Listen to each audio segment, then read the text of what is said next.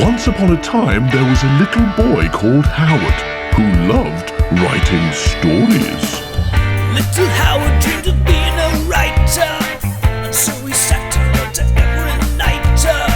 But everything he wrote was fucking shite, yeah. Wubba-dubba-doo, wubba-dubba-doo. Worst writer in the world, worst writer in the world, worst writer in the world, worst writer in the world. He's a stupid, suck-ass, rubbish writer.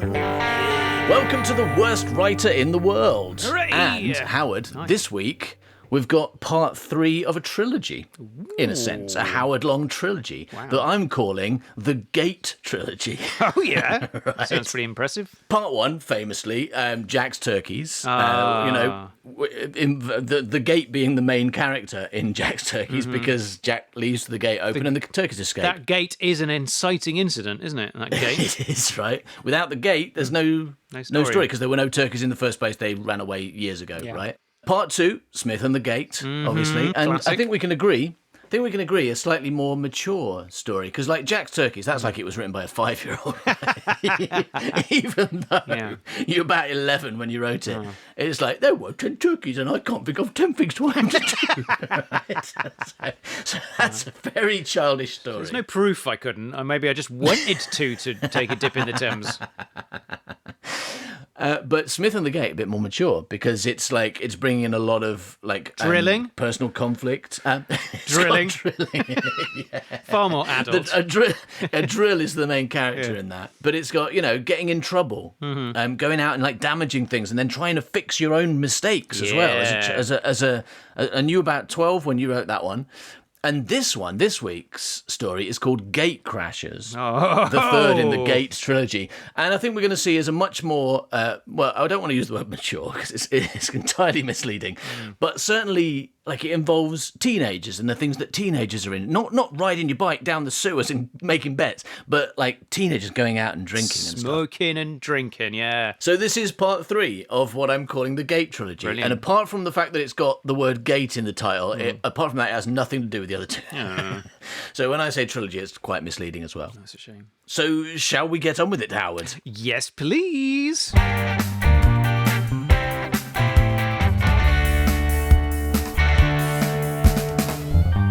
So my cats brought their first dying bird back today. Oh, really? Yeah. Dying bird. You mean they half murdered a bird and brought it back, or they just found a half-dead bird?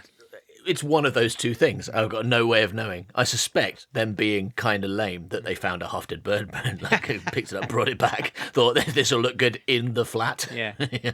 Which it didn't. It was a blue tit. It was had a broken wing and a broken leg. It was quite distressing. So took it away from the cats, put it in a box, shoved it in the bin. No, took it to the vet. Oh, did you? Yeah. Rang some wildlife centres asking what we should do. They're like, I don't know, can't really do anything. Found a vet that was like, yeah, we'll deal with it, bring it down. So that's a vet 5.5 miles away. This is the only one that could do anything. So I put it in a box, in a bag, strapped it round myself and cycled to the vet with an injured bird. 5 miles away, very slowly, very carefully, trying not to be bumpy. That famous, the dwarf, the 8th dwarf. Yeah, I tried not to be the 8th dwarf, right?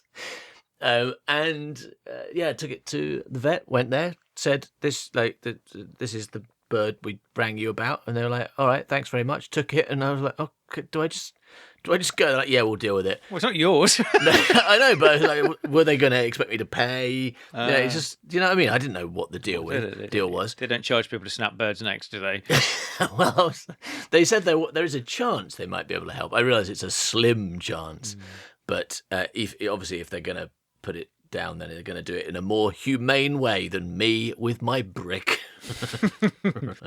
So that was my morning. That's what I did this morning. Fun. I was just about. In fact, I started work. I just started work. I was sitting on the sofa, doing a bit of editing, and both my cats came back together, which they don't usually do. So I immediately went, okay, something's wrong. Why are they arriving together? rushed in, Yeah. and then like one of them's got something in its mouth. Only and one it's of them. moving. I thought they came in together and they'd got that bird pinioned between them. No, Maybe. One wing in one cat's mouth, one in the other. Look what we got. yeah, it's we worked out pinion means restricting the wings, right? So And it means between two things. yeah, less so, but yeah. So actually, maybe one of my cats did pinion that bird. Yeah. Well, at least it didn't try and marry it when it was underage. Could be worse. I mean, to be honest, while I was cycling to the vet with a dying bird in a box, I was thinking, well, could be worse. At least my cat didn't try and marry it. Yeah. I might try and do that with more things. Anytime something bad happens, I'll be like, well, I might have just got hit by a van, but at least my cat didn't try and marry that van.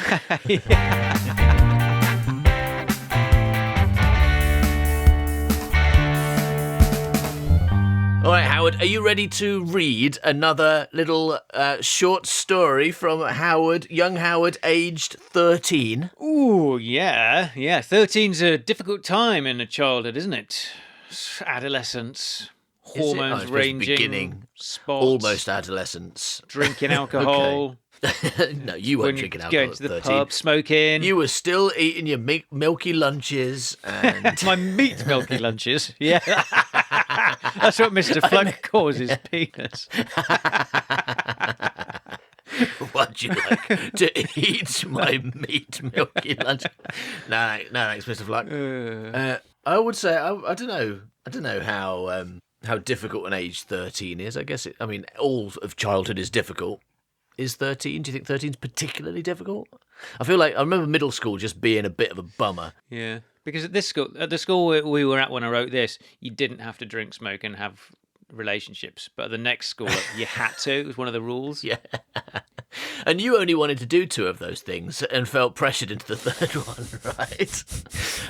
But as life progressed, you really came to understand yourself and have more confidence to just say no to things. You realised that smoking and drinking was enough, and that gave your life enough meaning, and you didn't need to try and pretend to have relationships. Exactly.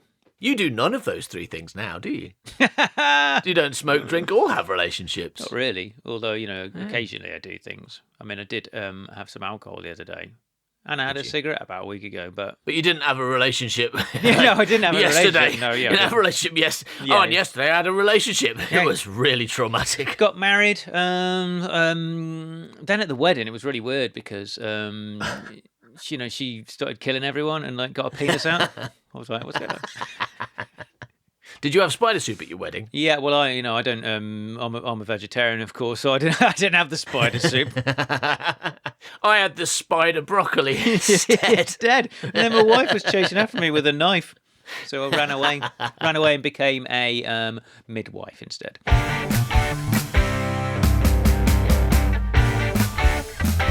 All right, so this is in a book from the beginning of your 3rd year in middle school. Okay. Already in this book, we have read, just before this, we read something called Desirable Qualities. Ooh, that you may remember. I do remember that. Where you said you wouldn't want an ugly girl with no sense of humour who was stupid.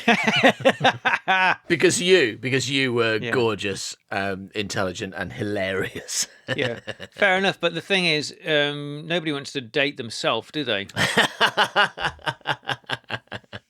That's really good. I wouldn't like a girl who was thick because then we would just get locked in things too often and have no way of coping with situations.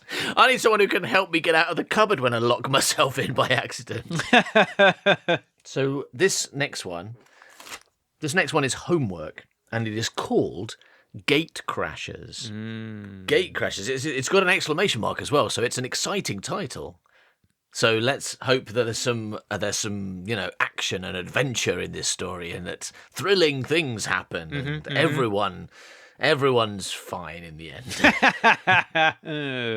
So, the day was Friday. Hooray! The place was the Chippy. The Chippy. Now, for people who don't know, the Chippy is the fish and chip shop, which is kind of like a takeaway place. Mm-hmm. The day was Friday. The place was the Chippy. Tom and Andy were standing just outside. Any surnames there? No, but Tom and Andy were twins. Oh. They were both about 15 metres. Well, tall kids. Oh, yeah. So this is a story about giants. Looking a bit more closely, I see a dot at 1.5 metres, which is probably about average for a 13-year-old. Is it? They were both about 1.5 metres. This is important. And had black hair. Black hair and blue eyes. Tom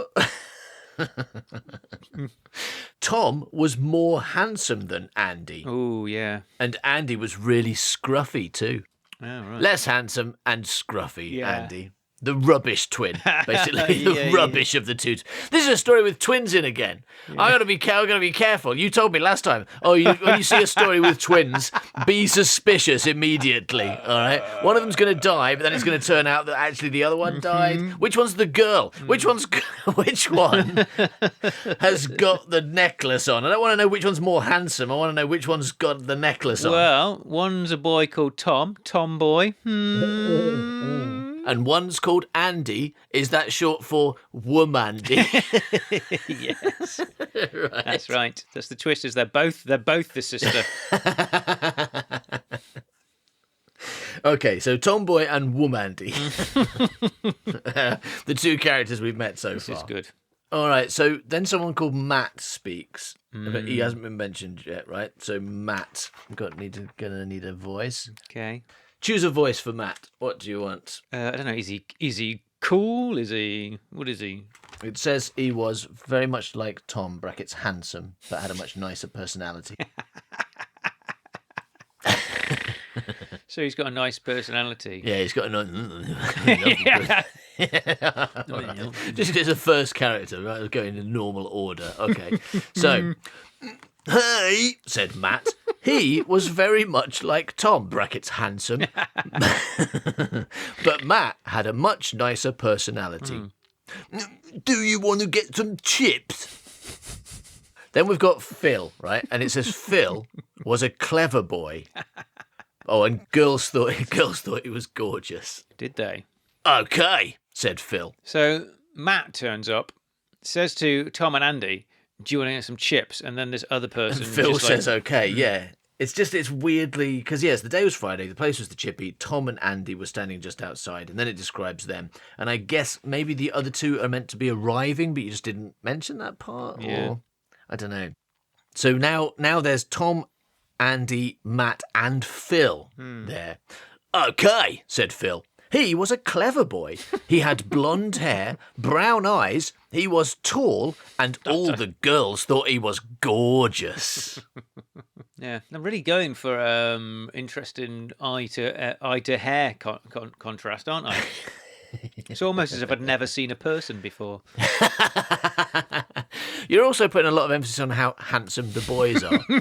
And clever. Oh, he's handsome and clever. Yeah. Oh, Yes. oh, what's he called? Philip. Is that his name? This is Making another. things This is up. another Andy, way. Steve. This is another way that you're like J.K. Rowling, right?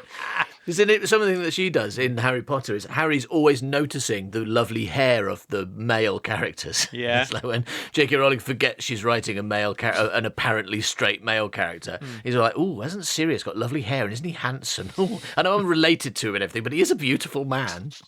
I don't think we, unfortunately, I think the conversation we had about how the many ways in which you are like J.K. Rowling was in our lost, unrecorded episode. The BBC destroyed it, that's right. Yeah, the BBC destroyed that one. So we're going to have to build, I think we need to build up the evidence. I'd like to state right now that the one way that Howard is not like J.K. Rowling is that he's not a massive bigot who thinks he's a hero. Yeah. Right? But in certain writing Working on that, though. mannerisms, don't do that. In certain writing mannerisms, I think you are, including some very positive things. But we'll build those up over the. Yeah. And I'm also really future unpopular episodes. on Twitter at the moment. So.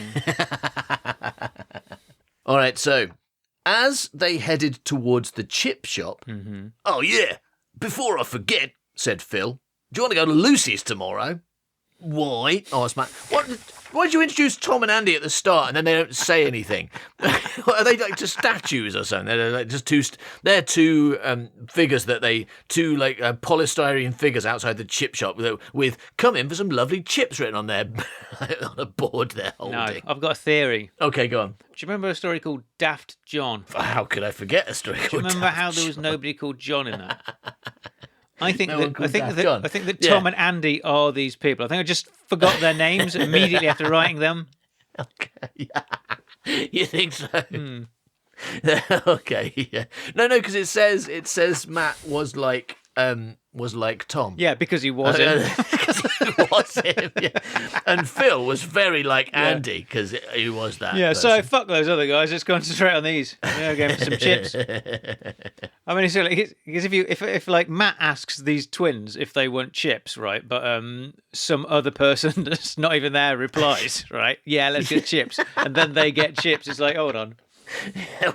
It's like they disappeared because Matt and Phil are having a conversation now.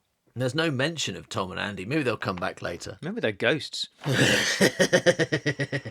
They had to go off and psychoanalyze a boy. They got things to do. Yeah. Maybe it's a different scene. No, he said, "Do you want to get some chips?" But maybe it's a different. Yeah, no, it's a different scene as they headed towards the chip shop. But Oh. Tom and Andy were standing outside the chip shop. It's just that you went to a second paragraph, but you didn't leave a space, or you didn't do anything to show this is actually a completely different scene. Yeah. So you've established that Tom and Andy are outside the chip shop, and then Already you've there. jumped to a different scene with Phil and Matt, who are on their way to the chip shop. chippy. Yeah. Ah. I think it's because I put so much emphasis on the place being the chippy. We're like, okay, well, this is set at the chippy, and then it's like immediately it's not the chippy. You didn't say where Matt and Phil were. Yeah. You just talked about how gorgeous they are. You just talked about how good looking they are. I wonder if. And then you said they're on their Yeah, way I did. to- I they got headed towards the chip shop. distracted. I got distracted by how By gorgeous how they hot- were. How hot these boys are.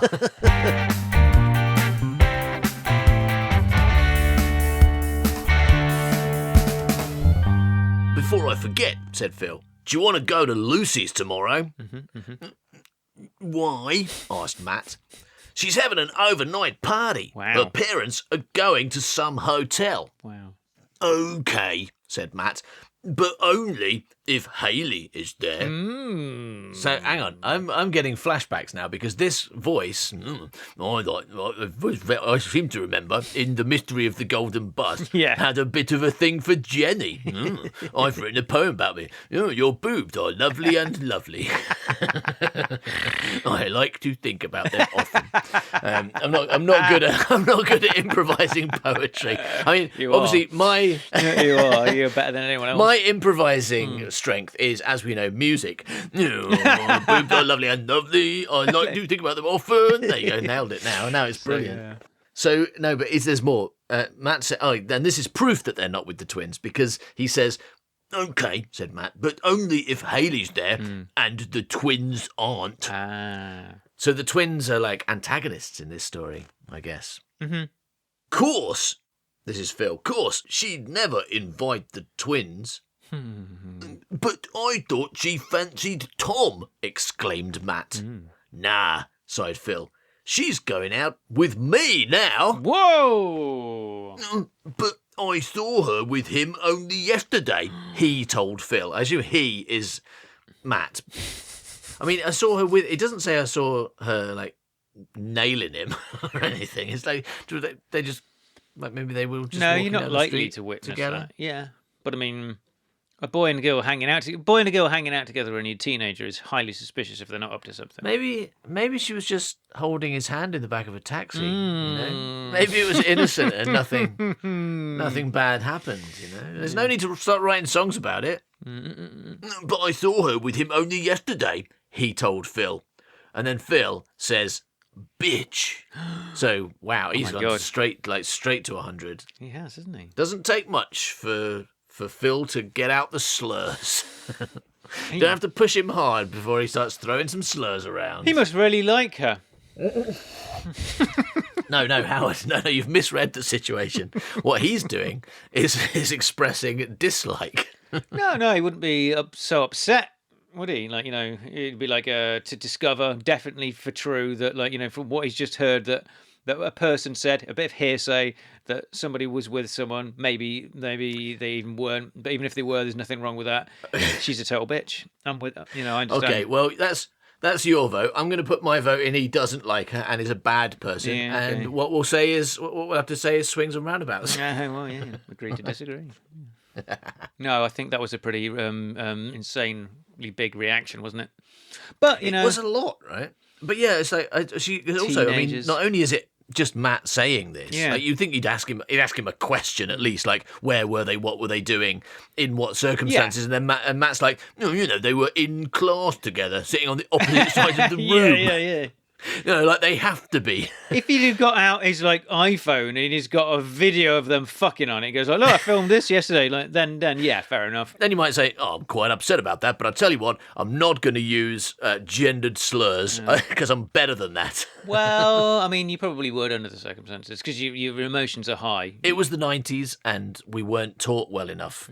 Words like bitch were just like something you could write in your English book at the age of 13, and your teacher's like, yeah, Tick. that is an appropriate word for a 13-year-old. Tick, 19 out of 20.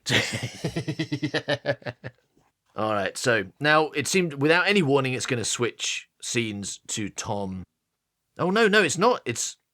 Oh, I get it. So it says party A, said Tom, who had been listening.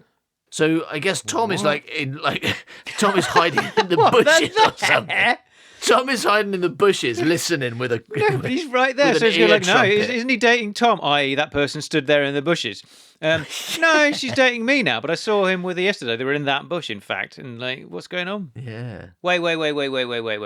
No, I know what's happened here. Go for it. This is like a film cut.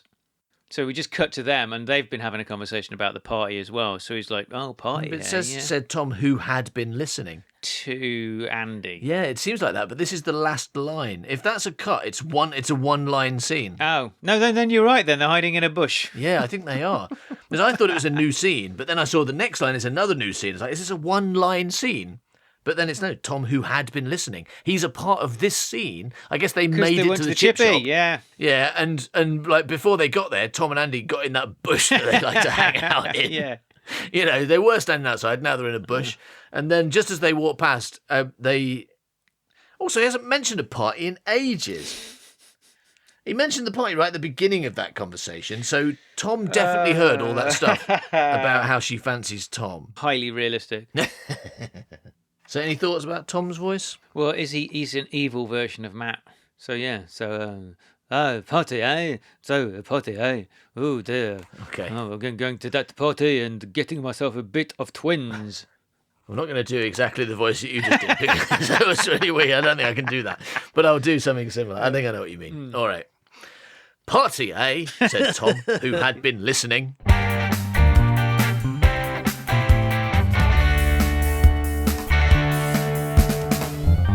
Saturday night. Lucy's house. Bing bong went the doorbell. Pat Pong Pizza, hello. Get that, will you, Haley? Shouted Lucy. Not that there's really a way of writing what doorbells say, but the general perceived sound that a doorbell makes is ding dong, isn't it? Not bing bong. Right? Bing bong went the unusual doorbell. Ping pong said to the doorbell. Well, you've decided. Well, yeah, I mean, maybe you're just daring to be different, aren't you? You're like, yeah, I know there is like everyone else, right? It's ding dong when they write ding dong said to the doorbell. Right? That's what like rubbish normal writers would do. But I'm pushing boundaries. Yeah. I'm going to write bing bong said the doorbell. Said the doorbell. Yeah, no, you don't you? You didn't say that. All right, so get that, will you, Haley? Shouted Lucy. Lucy was a blonde. She had blue eyes. She was really sexy. Why does your teacher let you write this? Actually, we know he encourages you to write this because it's only a couple of pages ago where he made you do desirable qualities. This is his fault. This story is Mr. Cotton's fault. And whatever happens, I'm blaming him. But I thought that Mr. Glitter was the desirable qualities teacher. Yeah. Oh, shit, yeah. Well, whoever was your teacher, this is their fault. Again, these are the names of my classmates I'm writing about here. Oh, no, really? These are their real names? It's amazing how many of your childhood classmates you. Do you want to know how many classmates I can remember the name of? It's Johnny Badcock at the end. Yeah, but I mean, everyone can remember his name.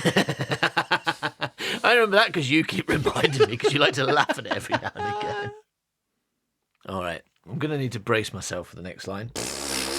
Here I go. I'm going to try and do this. I'm going to try and do this without falling apart. So, she was really sexy, but despite all this, that's blonde hair, blue eyes, and being sexy, despite all this, not many people wanted to go out with her. Oh, sure, they wouldn't mind sex with her. Yeah. But no one could really say they loved her. This reminds me of the Golden... Yeah, this is horrible, but also this reminds me of the Golden Bus as well. Wasn't there something similar? Wasn't there something similar in that? I don't think there were any sexy 10-year-olds in that one. It's not, Jenny. It's not. You're not like, oh yeah, fair enough. Yeah, there were sexy 10-year-olds. But yeah, that was in my defense, her whole character. In my defense, odd. I was of a similar age, so I'm allowed to fancy 10-year-olds. Absolutely. I mean, not now. I was allowed. Don't clip that and take it out of context, everyone. So, whereas with Hayley, she only wanted to go out with people and love them. She had brown hair and brown eyes. She wasn't very spectacular looking either. What's going on here? So firstly, it's about what other people think of Lucy, and then it's what Hayley thinks of other people, but it said whereas. So you've forgotten where you were going with this sentence halfway through. With Hayley, she only wanted to go out with people and love them. She had brown hair. As a comma, I love that. With Hayley, she only wanted to go out with people and love them. She had brown hair and brown eyes. Like, that's a subordinate clause. She wasn't very spectacular looking either, but Matt felt the same as her. What? Felt the same as her? What? That wanted to go out with people and love them. Oh, right. Basically, they're polyamorous, right? That's what you're saying. With Lucy, we don't know what she thinks, but we know that other people want to have sex with her. With Hayley, she wants to go out with people and love them. So she's got a lot of love and wants to share it out a bit. Yeah. If only one of them would admit this, they would probably be going out with each other by now. Oh. If only they would admit to their desire to love several people at once, they probably would have started that relationship with the two of them and then tried to build on it later. That's nice. Hi, said Matt. Not too early, am I? He asked. No, of course not, said Hayley. Only I wouldn't like to intrude, he continued. Well, you are a bit early, she admitted. But never mind, you can help put out the drinks. Put them out? Just out of interest, where is Phil? He's not coming. He found out about Lucy and Tom somehow. I don't know how. I don't know what happened to make him find out. It was a complete coincidence, an accident. Probably he saw them in the classroom together like I did, sitting on other sides, not talking to each other. That's pretty incriminating stuff, isn't it? Meanwhile, Tom and Andy were getting dressed. Well, what have they been doing? What kind of relationship do these twins have? This is going to be great, said Tom.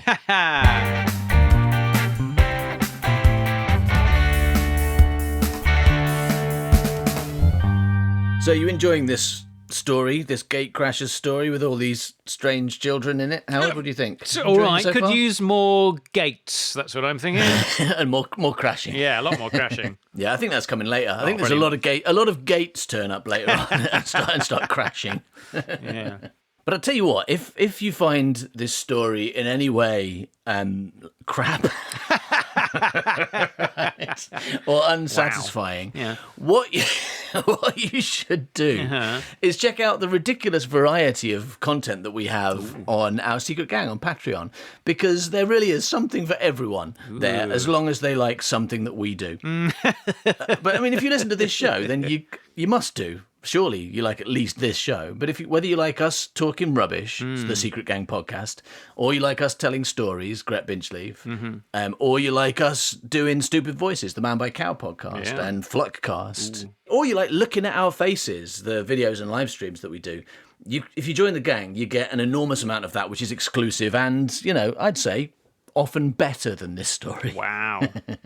Wow. And you can do that for as little as $2 a month. But if you go a little bit crazy and spend $7, which is like £5.50 in Britain money, then you can get all 10 Fluckcasts. You remember that episode of Fluckcast last week? Well, there's 9 more of them, and they're all equally good. I really like them because I'm really only a guest star in those episodes, so I really like them. Yeah. You can also get the Mike and Brian tapes. Brilliant. All of Man by Cow. Wow. Loads of Gret Binchleaf. Yeah. Well, it's just so much. There's so much. And you guarantee that all this stuff is better than the drivellings of a 13-year-old. Well, I don't know about all of it. Okay. But certainly some of it, right? Certainly some of it. Let's hope so, yeah. Anyway, go to patreon.com/manbycow and just have a look. And remember, even if you sign up for just 1 month, you just pay one payment of $7 or $5.50 or whatever it is, and you immediately get access to a massive back catalogue. And if you discover that then you hate us, you're like, well, I like their Worst Writer in the World show, but this show that's much the same, I don't like this one, then you can leave and you've lost nothing. In fact, what you've done is you spent $7 on about 1 million hours of audio and video. So pretty good deal, right? Amazing. Go and join the secret gang. It's much better than this. Okay, Howard, let's get back to it, shall we? Yes, please.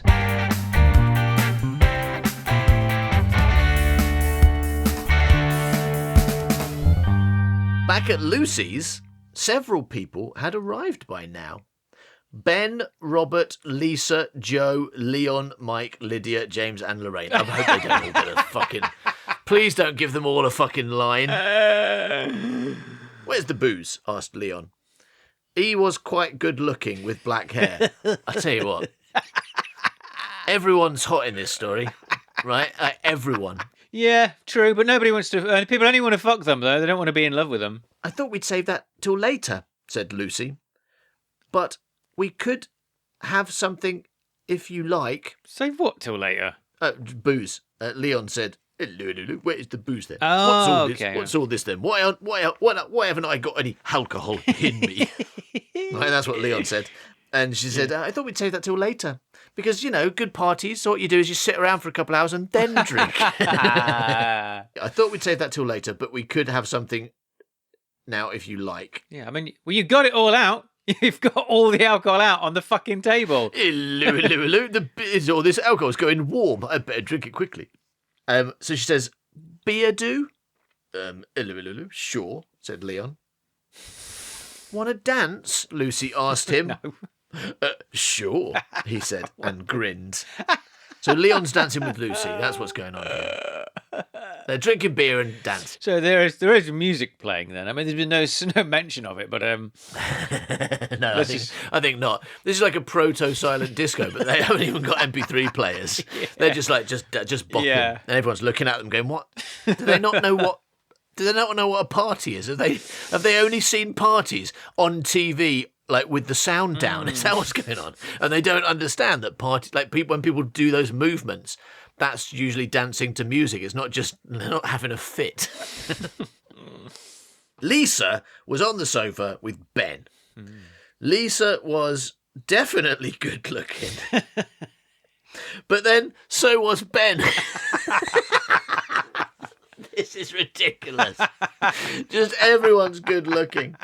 I guess I'm just building up to someone turning up who isn't. Oh, shit. Yeah. Fuck. I'd be really mean about them. Although I notice finally, after saying about 8 different male characters are handsome and good looking, you've got a quick case of the not gays. Because in brackets, right, you've added, so was Ben, brackets, through a girl's eyes. Right? Not me. I'm not saying that I think Ben is good looking. I mean, I do think that Matt, Phil, Tom, Andy, and Leon are all fucking gorgeous. But Ben's only good looking through a girl's eyes because I am very straight. Dear Mr. Cotton, I am very, very, very straight person, honest gov. Yeah, at this point in the story, Mr. Glitter came in and took over class, so I was like, oh shit, better say I don't find men attractive. And also they were already young and not old weird men. Yeah. All right, so although this is Ben Kenobi though.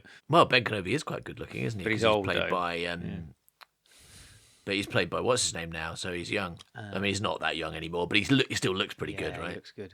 What's the guy's name? Ewan McGregor. He's a pretty good-looking chap. Through a girl's eyes.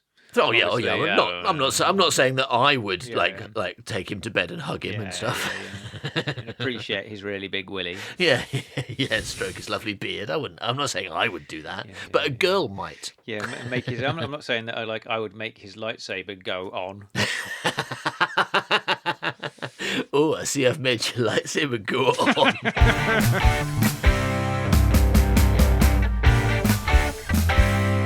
So Lisa was on the sofa with Ben. Lisa was definitely good looking, but then so was Ben through a girl's eyes because he was tall with black hair and had good features.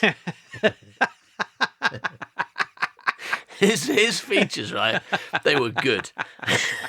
When you saw him, you're like, hey, Ben, good features, my friend. Good features. Well done on the features. Yeah, good. 19 out of 20. Yeah, except the nose. Only 17 out of 20 for the nose. But the other features make up for it. They had both got stuck in. Stuck in what? Stuck in the sofa, presumably. Shit, the next line... and I'm not lying, the next line is Bing Bong said the doorbell. Right? The first time it wasn't. I was messing about when I changed it to that. The first time it was Bing Bong went the doorbell, but this time it is Bing Bong said the doorbell. Oh, I'll get it, shouted Joe. Bing Bong, Bing Bong, Bing Bong went the doorbell.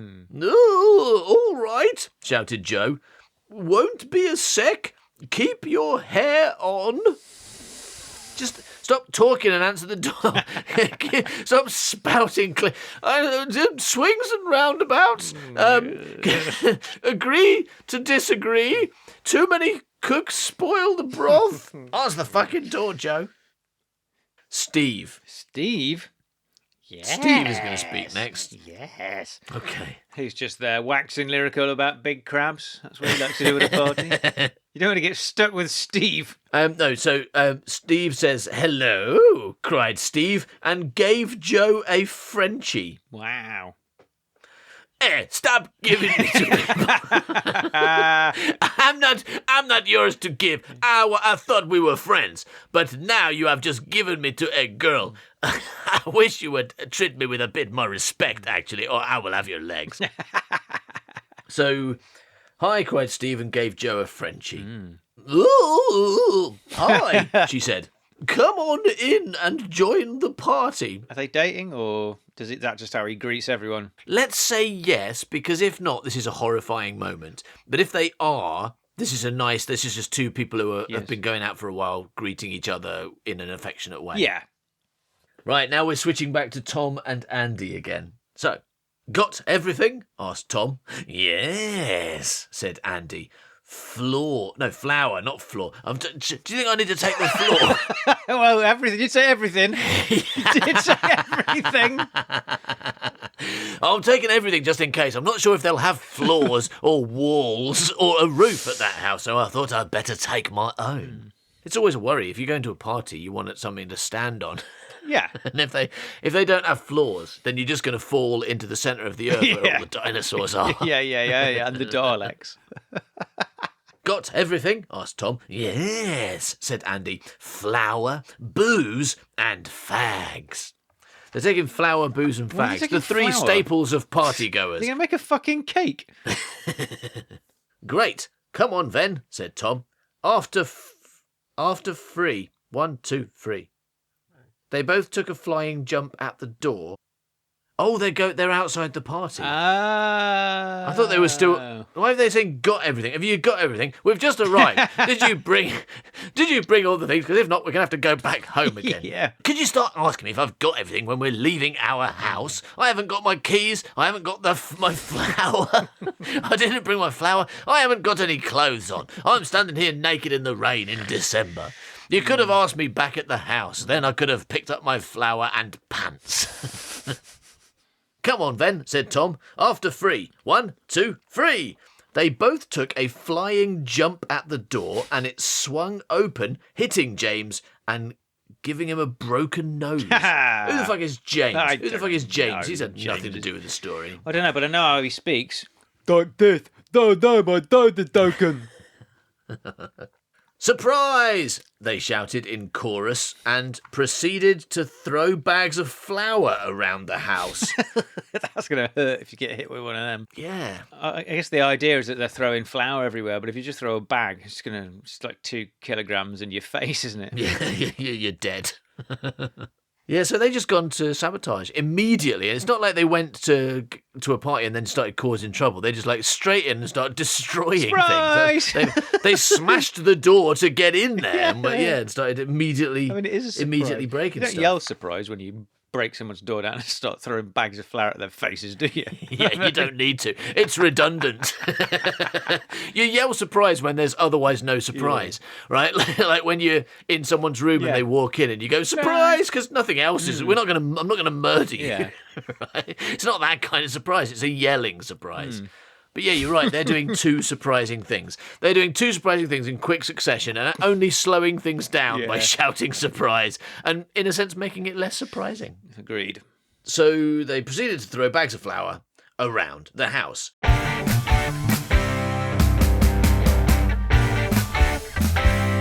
So, Howard, this story, Gatecrashers, has an ending. I mean, you did finish it, as you usually did in these short stories you wrote for Mr. Cotton's class. You're not allowed to just leave things unfinished when they're for school, right? Yeah. Unlike in your real life where most things are left unfinished.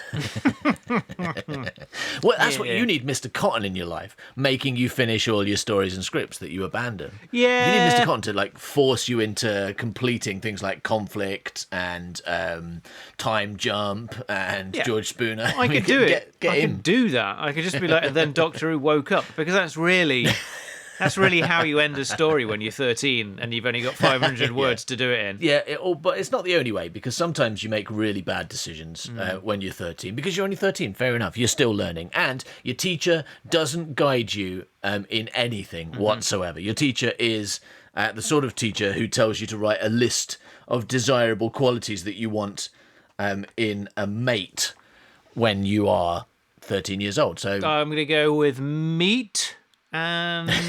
and a lovely mum. Yeah. Yeah.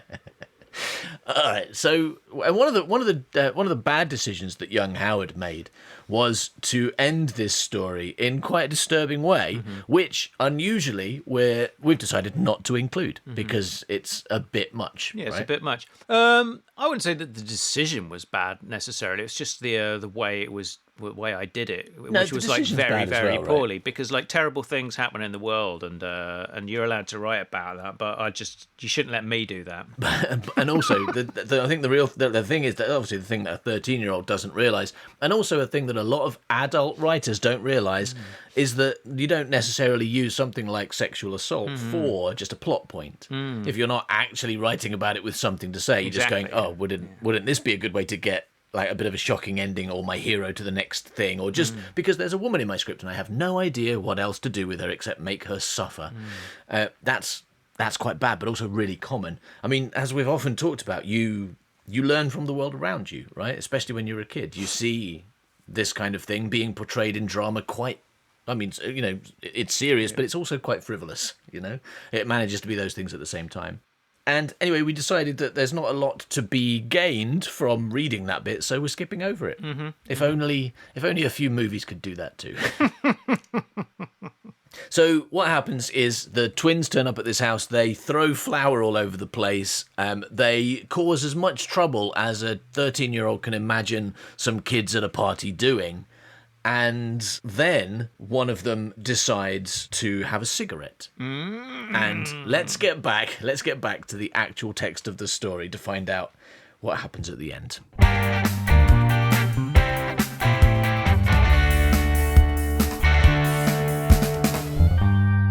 I want another fag, he exclaimed, and dropped his other on the floor. So he wants a second fag, not the one he's currently smoking.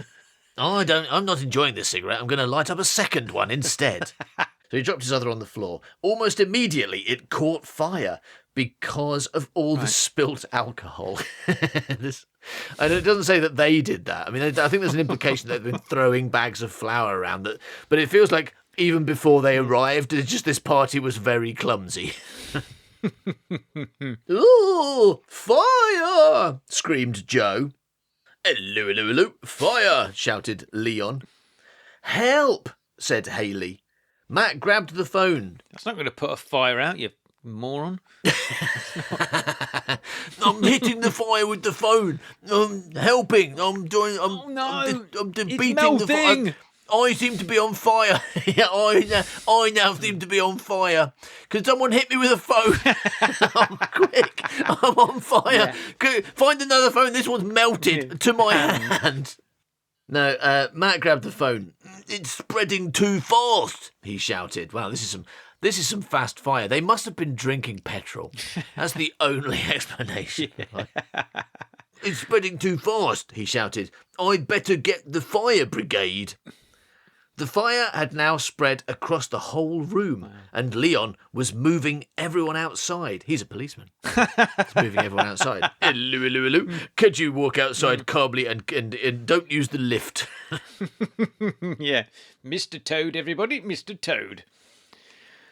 That was just that Mr. Toad was the secret code you had to say when I worked at the Roundhouse.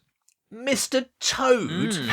Mr. Toad? What do you say? Like, oh, could Mr. Toad come to the bar? If I heard that, I'm leaving that bar. There's a fucking fire. They're asking for Mr. Toad. Yeah. Little Howard dreamed of being a writer, and so he sat down to every night. But everything he wrote was fucking shite, yeah. Wubba-dubba-doo, wubba-dubba-doo. Worst writer in the world. Worst writer in the world. Worst writer in the world. Worst writer in the world.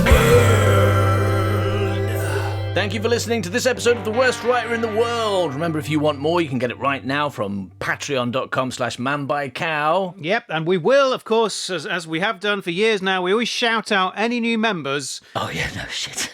Okay, we don't. We're supposed to. Okay, we did that for a few months. We managed that for a few months, and then we kind of forgot about it, right? Because we're not very good at remembering things. Yeah. And that also means that we haven't given Secret Gang names to any of our new gang members for about 4 years. Yeah, so we're going to do longer, that now. Right? Yeah, all right. So everyone who's joined since 2000, your Secret Gang name is John. Yeah, John. That's brilliant. So I'd like to... Not John's. No. You're all called... And you're only called John when you're all together. Right? If you're not, then... if any of you missing, then you're not called John anymore. So this week, we've got a brand new member. John! What's their name, Howard? John. Yes, Shout out to John. Welcome to the gang, John. And that goes for all the John who join in the future. Thank you very much. So glad to have you here, John. To be honest, if you do want us to say hello to you, then just get in touch. In fact, you don't even need to be in the gang. We'll say hello to anyone. That's true. Unless you've got a rude name. Mr. Penis. All right. See you next... Oh, Mr. Penis. That's actually a character in one of the Fluckcasts, right? If you want to hear Mr. Fluck talking to his own penis that's been severed and also getting married to it... then you can. You absolutely can. Sorry, spoilers. In Fluckcast on the Secret Gang. Yeah. Thanks for listening, everybody. Bye-bye, Milk. Bye-bye, Milk.